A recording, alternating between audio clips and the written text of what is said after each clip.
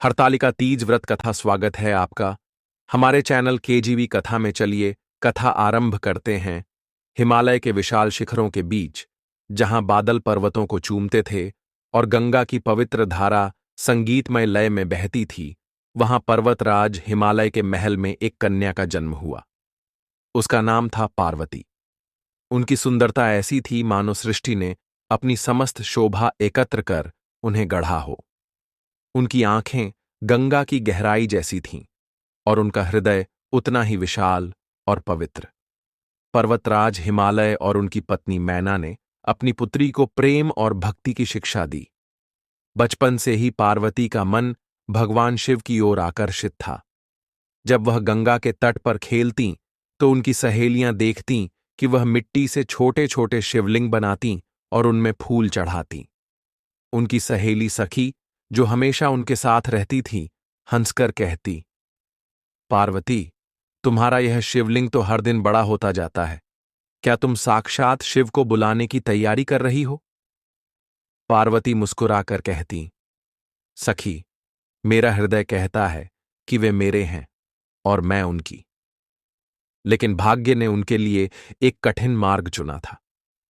एक दिन पर्वतराज के दरबार में महर्षि नारद पधारे। उन्होंने पर्वतराज को बताया, हे राजन, आपकी पुत्री पार्वती का विवाह भगवान विष्णु से होना चाहिए। यह उनकी कुंडली में लिखा है। यह सुनकर मैना का हृदय कांप उठा। वह जानती थीं कि पार्वती का मन तो केवल शिव में रमता है। पर्वतराज ने भी चिंता में डूबकर कहा, नारद जी, पार्वती का हृदय तो शिव को समर्पित है। क्या यह संभव है कि उनकी इच्छा पूर्ण हो? नारद ने गंभीर स्वर में कहा, भाग्य के लेख को बदलना कठिन है, परंतु यदि पार्वती की भक्ति और तप अपार हो तो वह स्वयं अपने भाग्य को गढ़ सकती है। पार्वती ने जब यह सुना तो उनका हृदय विद्रोह से भर उठा। वह अपनी मां के पास गईं और बोलीं, मां, मैं केवल शिव की अर्धांगिनी बनूंगी। यदि मेरा भाग्य मुझे विष्णु से जोड़ता है तो मैं उस भाग्य को बदल दूंगी। मैना ने अपनी बेटी की दृढ़ता देखी और उनकी आंखों में आंसू आ गए। उन्होंने कहा, पुत्री, तप का मार्ग कठिन है। क्या तुम इतना कष्ट सह सकोगी? पार्वती ने मुस्कुराकर कहा, मां, शिव के बिना मेरा जीवन अधूरा है। मैं वह सब करूंगी जो मुझे उनके पास ले जाए। उसी रात, जब चांदनी हिमालय की चोटियों को रजत रंग से नहला रही थी, पार्वती अपनी सखी के साथ गंगा के तट पर पहुंची।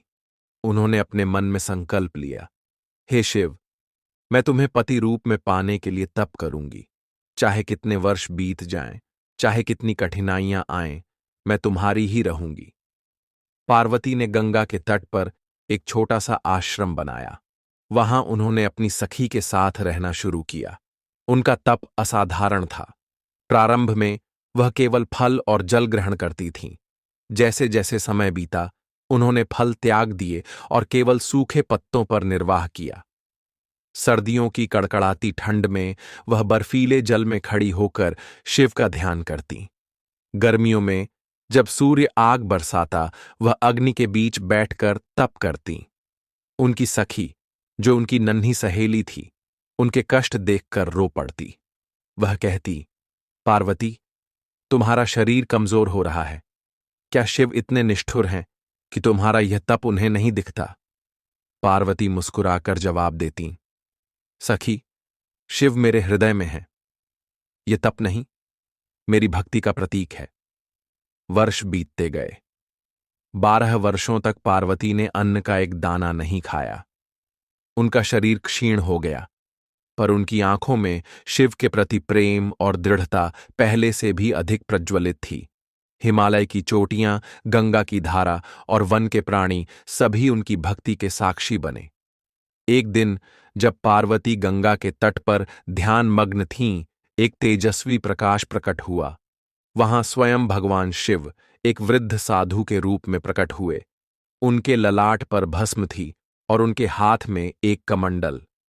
उन्होंने पार्वती से पूछा, हे कन्या, तुम यह कठोर तप किसके लिए कर रही हो?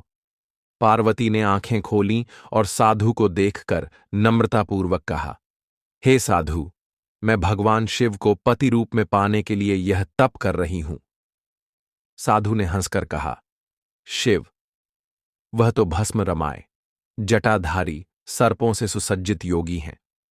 क्या तुम ऐसी सुंदर कन्या होकर उस तपस्वी को पति बनाना चाहती हो? भगवान विष्णु तुम्हारे लिए अधिक उपयुक्त हैं। पार्वती का चेहरा क्रोध से लाल हो गया। उन्होंने दृढ़ स्वर में कहा, हे साधु, आप मेरे संकल्प को नहीं समझ सकते। शिव मेरे हृदय के स्वामी हैं। चाहे वह भस्म रमाए हों या जटाधारी, मेरे लिए वह सृष्टि के सबसे सुंदर और शक्तिशाली देव हैं। यह सुनकर साधु ने मुस्कुराकर अपनी असली रूप प्रकट किया। वहां भगवान शिव खड़े थे, उनके गले में सर्प, हाथ में त्रिशूल और चेहरा तेज से दमकता हुआ। पार्वती की आंखों में आंसू छलक आए। उन्होंने शिव के चरणों में सिर रख दिया और कहा, हे प्रभु, आपने मेरी भक्ति की परीक्षा ली, अब मुझे स्वीकार करें। शिव ने उन्हें उठाया और कहा, हे पार्वती, तुम्हारी भक्ति ने मुझे जीत लिया है। तुम मेरी अर्धांगिनी हो, मैं तुम्हें पति रूप में स्वीकार करता हूं। शिव ने पार्वती को यह कथा सुनाई और कहा, हे गौरी, तुमने जो तप किया वह हरतालिका तीज के रूप में अमर हो गया। जो भी स्त्री इस दिन मेरे और तुम्हारे प्रेम की कथा पढ़ेगी और व्रत रखेगी, उसे अखंड सौभाग्य और मनचाहा वर प्राप्त होगा। पार्वती ने शिव के साथ गंगा के तट पर विवाह किया और उनकी प्रेम कहानी सृष्टि में अमर हो गई।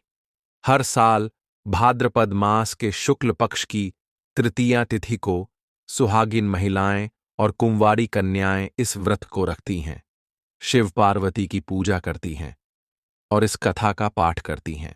कथा के अंत में गंगा के तट पर एक भव्य उत्सव हुआ। देवता, आर्षे और प्रकृति के सभी तत्व शिव पार्वती के विवाह में शामिल हुए। गंगा की लहरें संगीत बनकर बहीं और हिमालय की चोटियां आनंद से गूंज उठीं। पार्वती की सखी ने हंसकर कहा, पार्वती, तुमने तो स्वयं भाग्य को अपने प्रेम के सामने झुका दिया। हरतालिका तीज आज भी उस प्रेम और भक्ति का प्रतीक है जो असंभव को संभव बना देता है। यह कथा हर उस स्त्री को प्रेरित करती है जो अपने जीवन साथी के लिए प्रेम और समर्पण के साथ व्रत रखती है। स्वयं नमः पार्वती, पते हर हर महादेव, भोले शंकर भगवान की जय, माता पार्वती की।